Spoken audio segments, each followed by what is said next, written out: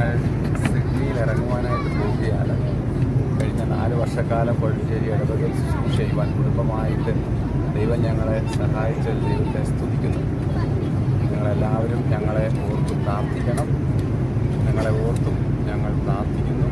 ദൈവം നമ്മളെ എല്ലാവരെയും ദൈവത്തിൻ്റെ കൃപയാൽ നിറച്ച് ധാരാളം അനുഗ്രഹിക്കട്ടെ. Thank you.